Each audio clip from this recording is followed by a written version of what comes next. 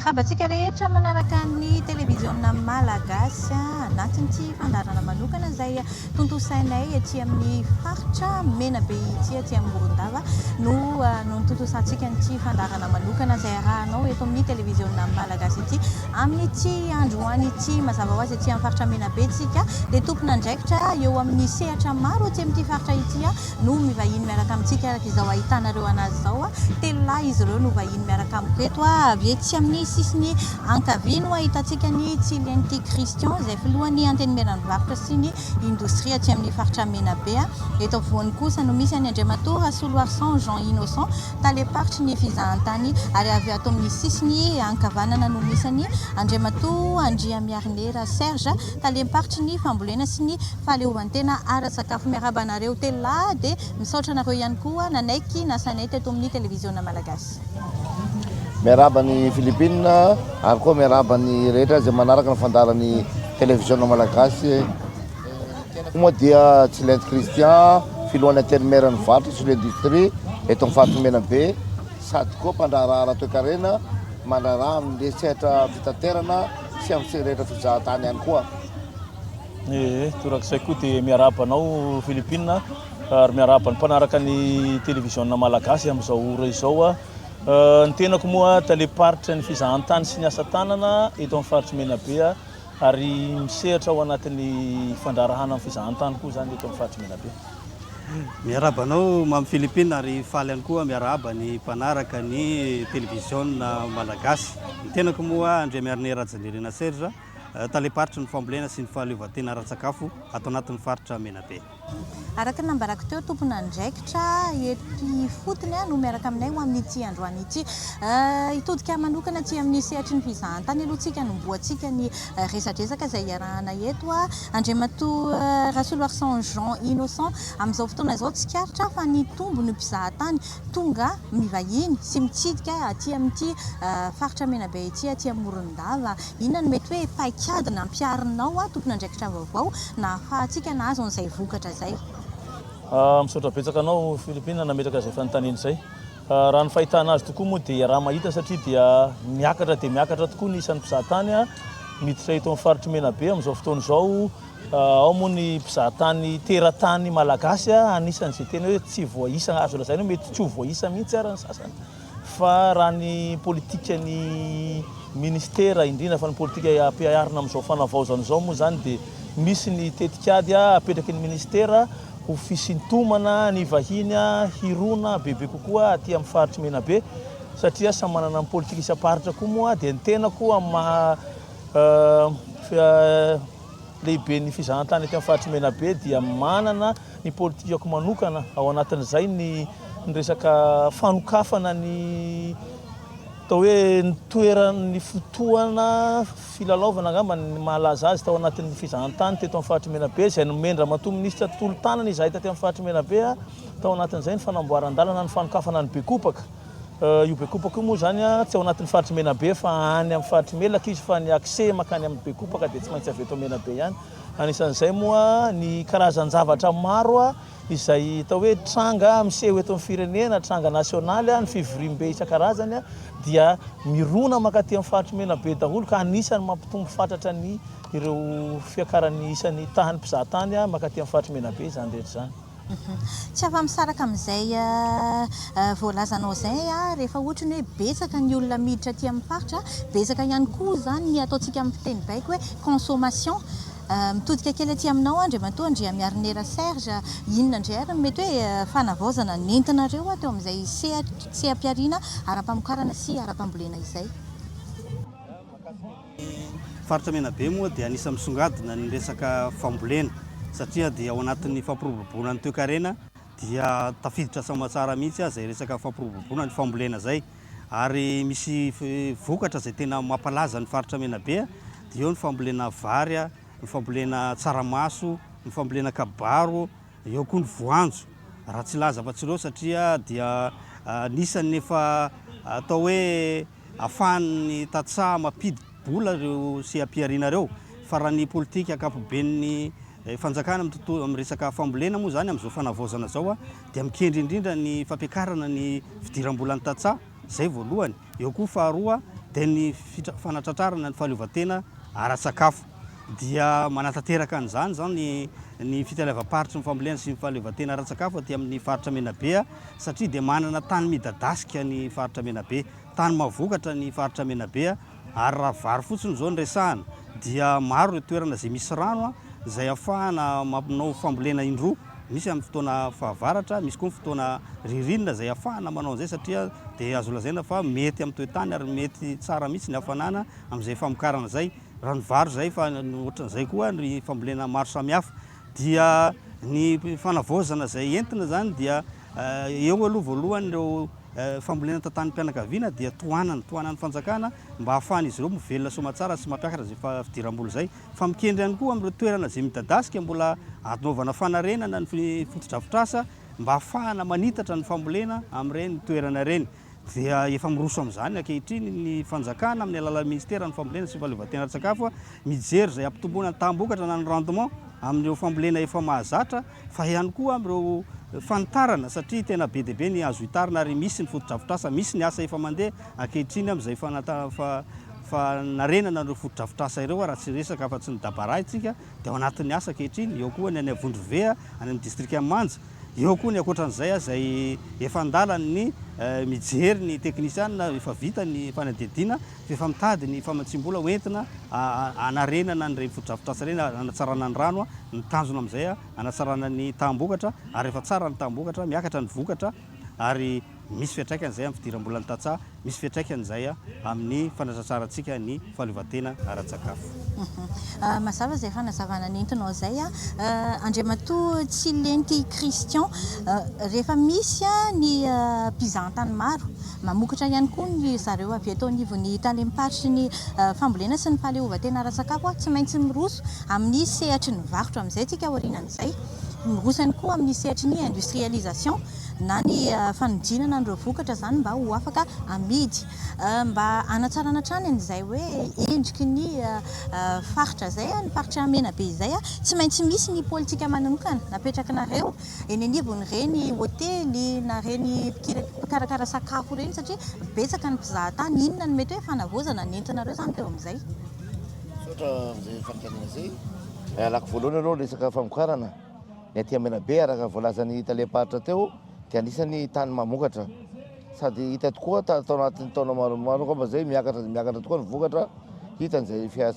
fiaraha-miasa tao amin'ny ministeran'ny fambolena zay dia zavatra politika nay moa amin'izao dia miantso ny mpandraharaha mpanangom-bokatra satria araka ny hamaron'ny vokatra zany dia miantso ny mpandraharaha avy any ivelany atao zany eto Madagasikara na avy any ivelany mba hiditra aty amin'ny resaka fandrarahana fanangonam-bokatra. Be dia be tokoa ny vokatra aty hoe misy zany vokatra tsaramaso zany atao Menabe anisany manana ny tsaramaso be dia be, misy ny tsaramaso mena ao Mervazo, Belotsirbina, tsaramaso fotsy ao Mervazo, misy voanjo aty Menabe, be dia be ny vokatra aty. Ary koa zay koa zany miantso ny mpandraharaha mba hanodina an'ireo vokatra reo anao industrie eto faritra Menabe satria raha fahitantsika an'ireo vokatra reo zany ahondrana any ivelany le vokatra dia avy eo indray zavatra nahodina any indray averina makaty amintsika. Alako ohatra zany ny voanjo,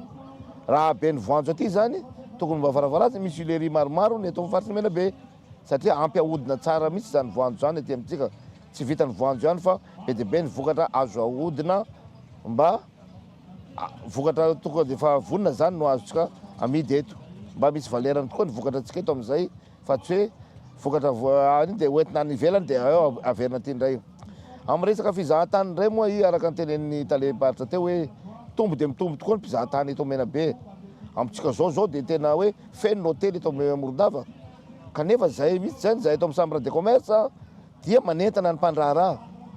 hoe aza variana amin'ny fandrarahana zay efa natao taloha fa mba hitaro le fandrarahana. Inona moa nanitarana azy amin'ny resaka trano fandraisam-bahiny. Tsika zany araka ny tenenina teo hoe le mpizahatany malagasy no betsaka amin'izao aloha tsy voaisa mihitsy satria dia misoso mihitsy san'andro misy vahiny foana. Dia amin'ny resaka fandraisana olona koa zany amin'ny resaka chambre d'hôte zany nanentanana le olona hoe mba manava chambre d'hôte sika satria le olona koa tonga aty mba tia ahandro, mba tia hihinana zavatra tsy voatery andeha hotely zany sakafo tsy mitovy ny fahefam-bidy. Dia zay zany manentana koa amin'izao dia anentany ara-iasa koa zay sy taleny fizahantany hoe irecensé ndreo chambre d'hôte efa misy ampidirina ho manara-penitra zareo hoe mba mandao patenty ara-dalàna misy assurance rehetrarehetra trano zareo fandraisam-bahiny zany anara-dalàna avy eo koa mbola anentana koa zay hoe mba ampitomboy satria tsy maharaka eto Morondava mitsika miteny zao tsisy chambre tsisy trano fandraisam-bahiny mihitsy feno rehetrarehetra na tranon'olon-tsotra agny dia nandray dia feno rehetrarehetra am'izao tsy jery fanatsarana zany nareo anivon'ny ministeran'ny fizahantany amin'izay fiakaran'ny mpizahantany zay tonga aty zay indrindra moa zany tamin'ity tapany faharoan'ny tao mpialatsasatra taona 2024 ity ny tena nahatsikatrisika hoe nitombo zay inona kosa ary hoanareo eo anivon'ny ministeran'ny fizahantany mety hoe ataontsika hoe fomba ho ataonareo ahafahana trano manatsara n'izay hoe karazana promotion ho an'ity faritra aty zay. Misaotra anao Philippine mitiasika an'izay zavatra efa notanianao zay indray dia ny havaliko azy raha ny politikan'ny ministera moa zany dia vao noraisina vao tsy ela angamba zay ny fanapahan-kevitra fa ho amoraina ny fangatahana ny agrément sy ny taratasy fikarakarana mikasika an'izay fananganana sy mikasika ny resaka trano fandraisam-bahiny sy ny resaka trano fisakafoanana zany satria somary nisy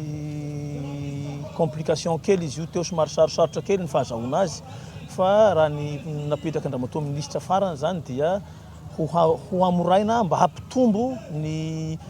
fampiasam-bola ao anatin'izay resaka hôtellerie sy restauration zay raha ny fahitana ny vokatra eto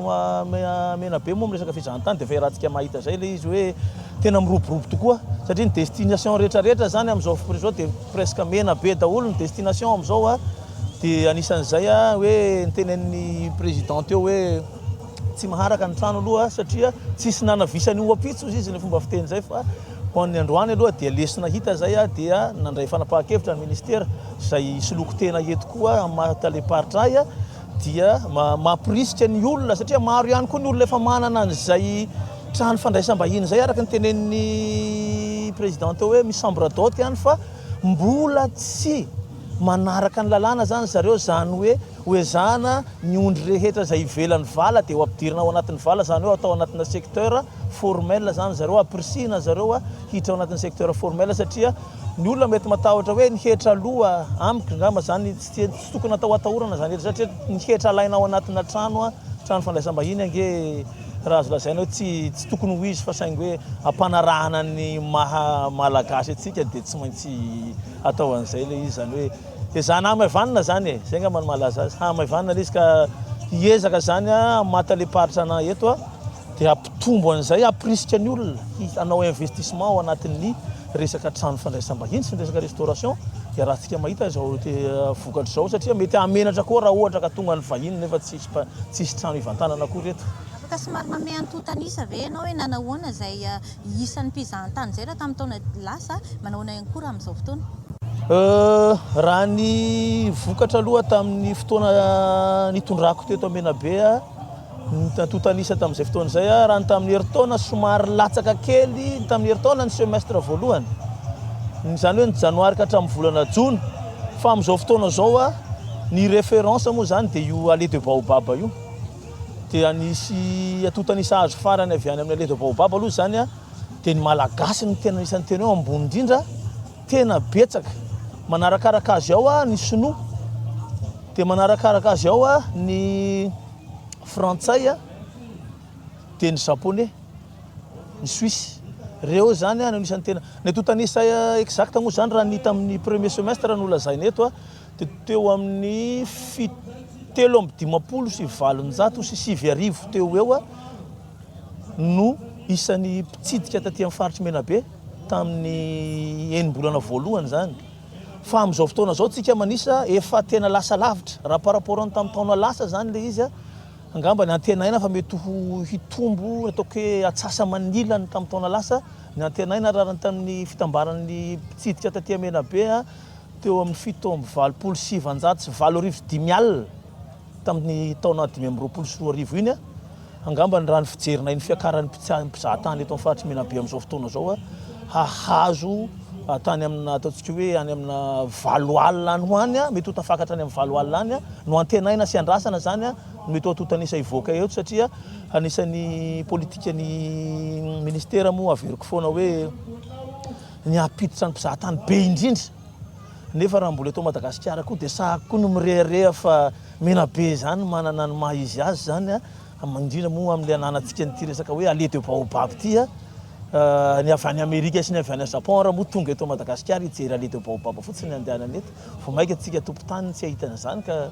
zay ngamba ny ataoko hoe ampiakatra tsy mahasaka anany zany ny lalana somary ratsiratsy nefa efa andalam-panamboarana ny fitondrana amin'izao fotoana izao manamboatra ny lalana mizotra makaty Menabe. 10 kilometatra moa zany no somary hoe manahirakirana amin'izay lalana mihazo ny ohatra hoe Antananarivo makaty Morondava izay 10 kilometatra eo fa efa misy any tosika izay omenareo an'ireo mpamboly mahasehaka an'izay 20 alina no lazainy Italia zay hoe ny famokarantsika tompoko. Raha resaka famokarana aloha raha hiteny antotanisa kely amin'ny resaka vary zao dia eo amin'ny 260 000 tonnes na enalina sy roa hetsy tonnes ny voka-bary miakatra atao anatin'ny faritra Menabe atao hoe anatina campagne anankiroa zany zay ary misy ary ny faritra sasany zay tsara rano misy hatramin'ny telomamboly dia ireo vokatra ireo dia voalohany aloha mamatsy ny mponina ato anatiny fa faharoa be dia be koa ireo collecteur zay miala tonga aty amin'ny faritra Menabe ary misy vokatra foana mivoaka anatin'ity faritra Menabe ity makany amin'la RN 34 mivoaka any Antsirabe any raha ny vary ny resantsika dia azo lazaina zany fa raha ny ezaka efa natao hatramin'izay sy ny mbola eritreretinao atao dia mitsinjo mandrakariva n'izay fahafahana misitraka zay ho an'ny mponina ato anatiny fa mijery ihany koa zay fivoarana amin'ny resaka fahamaroan'ny olona zay tonga ato anatin'ny faritra Menabe hatreto tsy manana olana antsika amin'ny resaka vary ary mbola ro vary vokatra zay mampalaza amin'ny faritra Menabe moa Sebota dia tena miparitaka ary tiany akafizin'ny olona ary akafizin'ny tantsano mamboly azy no izy fohy andro mpiaina vetivety zany dia efa mamokatra zany dia na dia eo ary fiovan'ny toetrandro dia mety tsara mihitsy amin'izay resaka izay voamaina koa mazava ho azy mampalaza amin'ny faritra Menabe araka rehefa voalaza teo dia raha ny tsaramaso dia anatin'ny fahavokarana mihitsy ny tsaramaso ao anatin'ny distrikany Miandrivazo distrikany Beloha-sur-Tsirobiana eo vinavinaina hatrany amin'ny 25 000 tonnes na 5,000 sy 4 alina tonnes ny vokatra hiakatra eo io moa zany dia tsy mijanona eto Menabe rery fa ankoatra ny sakafo eto Menabe fa ny tantsaha mila mivarotra fa miatrika ny fiainany amin'ny resaka fitsaboana fampianarana sy ny rehetrarehetra dia be dia be koa zany ny amintsika miteny zao ireo collecteur zay efa tonga ao Miandrivazo vao avy nitsidika tany moa tenanay dia efa tena hoe tsara ny vokatra ary mbola inona ho tsara foana satria anatin'ny politika fanavaozana dia mikendry foana ny hoe ahoana ny anatsarana trano ny vokatra indrindra ny kalitao satria ny vokatra tsaramaso sy ny voanjo dia be dia be no misy mivoaka ny ivelany dia tsy maintsy mijery an'izay kalitao zay ministera ary hatreto dia mahafa-po na dia mbola misy foana ny ezaka tsy maintsy atao satria ny ezaka dia mitohy noho ny hoe fiovan'ny toetrandro zay fiovan'ny toetrandro zay dia miteraka mety olana madinidinika sedrain'ny tantsaha na resaka bibikely na rehetina mpanimba amin'ny volo fa efa vonona amin'izany ny teknisiana dia miezaka hatrany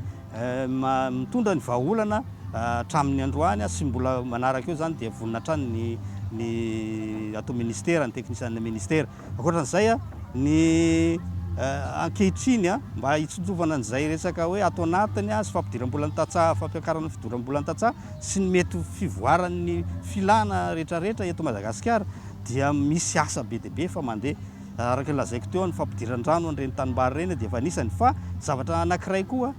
ministera dia miezaka koa manampy ny tanora amin'ny sehatra ara-pamokarana zay mba ho lasa mpandraharaha ara-pamokarana dia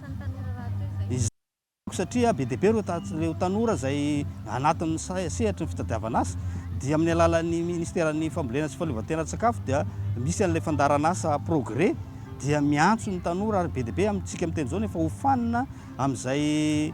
mba ho lasa mpandraharaha ara-pamokarana mena anazy ireo ny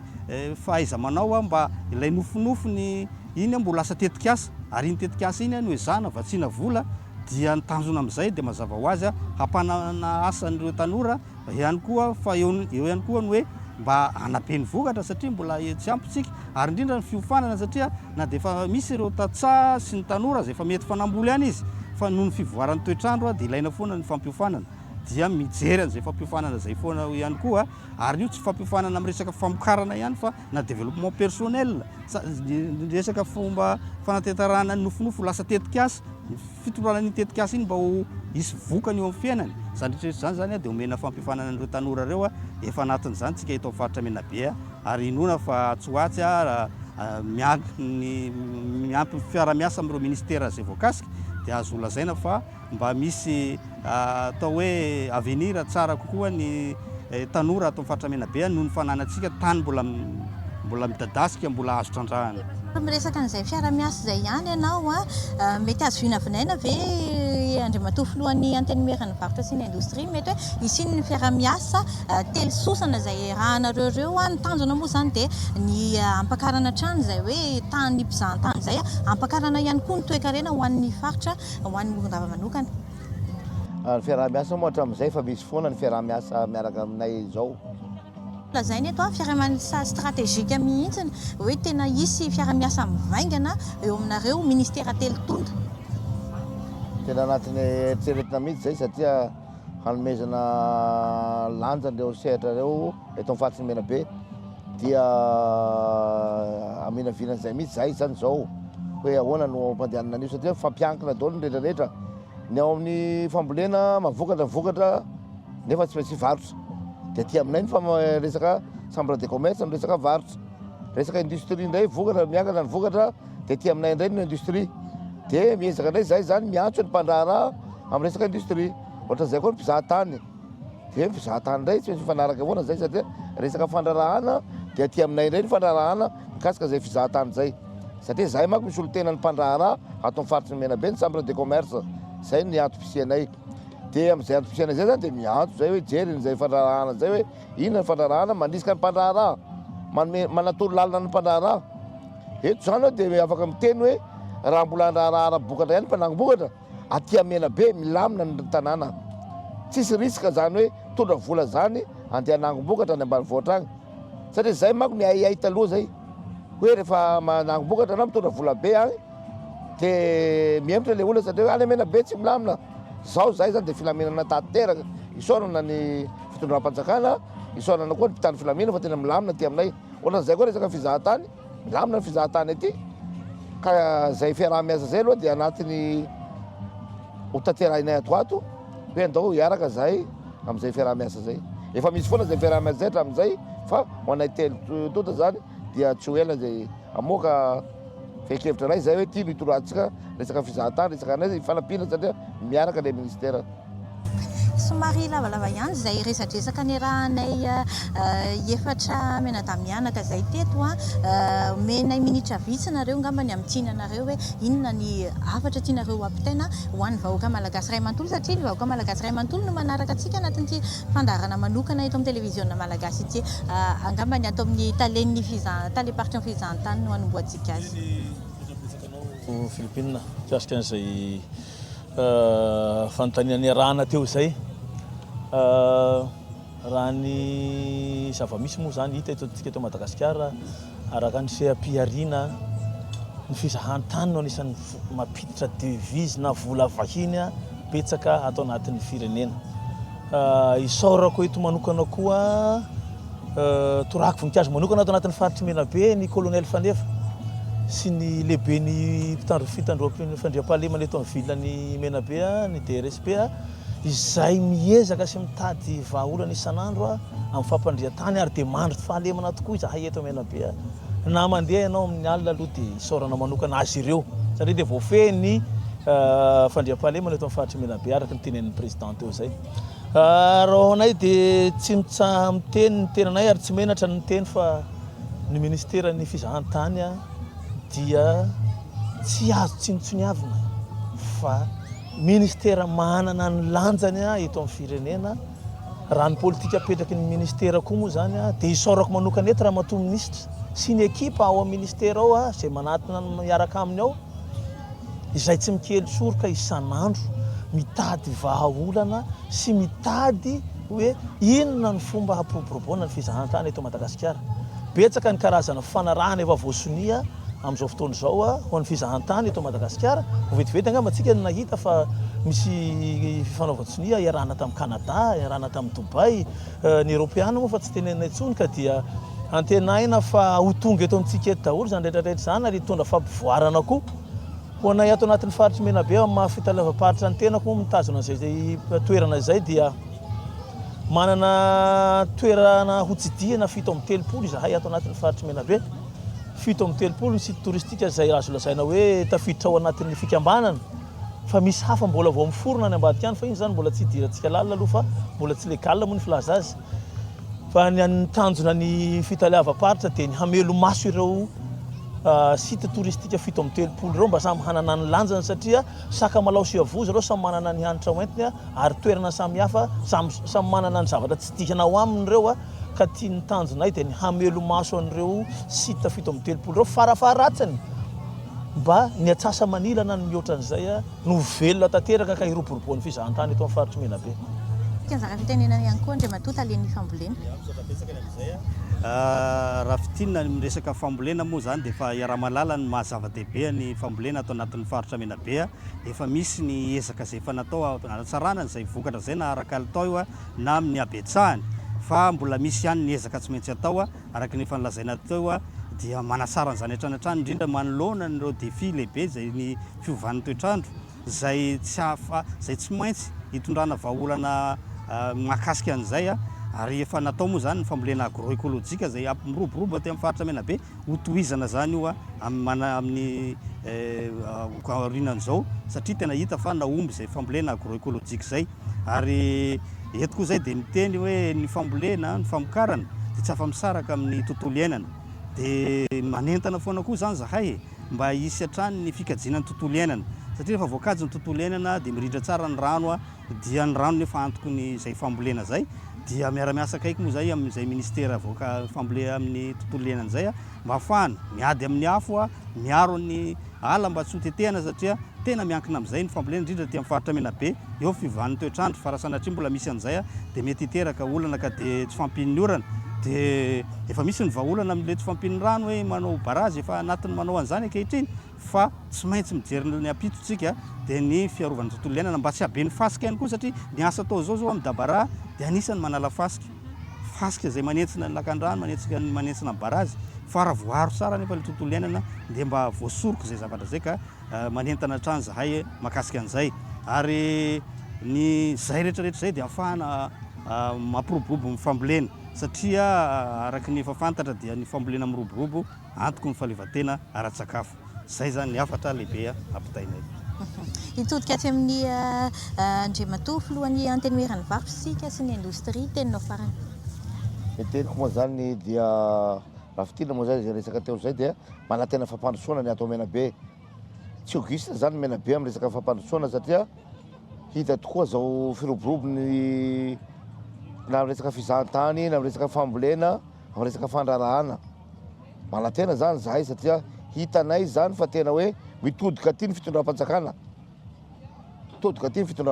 izy ao na amin'ny resaka fandriam-pahalemana amin'ny resaka famokarana resaka fizahantany resaka fandrarahana tena mandeha le tia Menabe misaotra ny fitondrana fanavoazana amin'izao satria hoe tena mijery ny Menabe akaiky mihitsy zareo alako ohatra zany amin'ny resaka hetra misy fanamorana ny resaka hetra ho an'ny mpandraharaha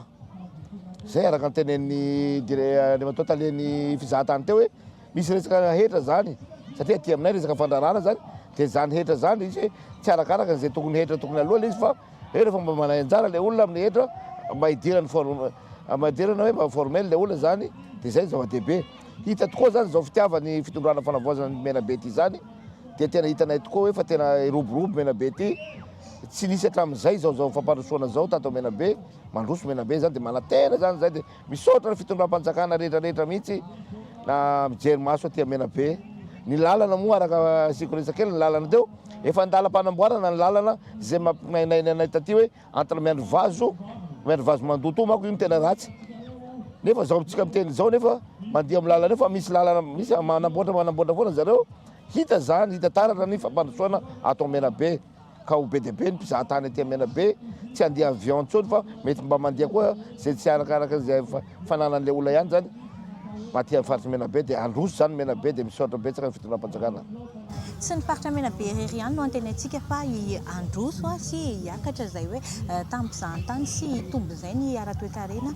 lavalava izay ny arahantsika teto izay izay aloha no mamarana ny fandarana manokana izay arahantsika ampitaina avy aty amin'ny faritra Menabe ho amin'ity androany ity mametraka ny veloma finaritra ho antsika rehetra izay manatraka ny televiziona malagasy veloma tompoko.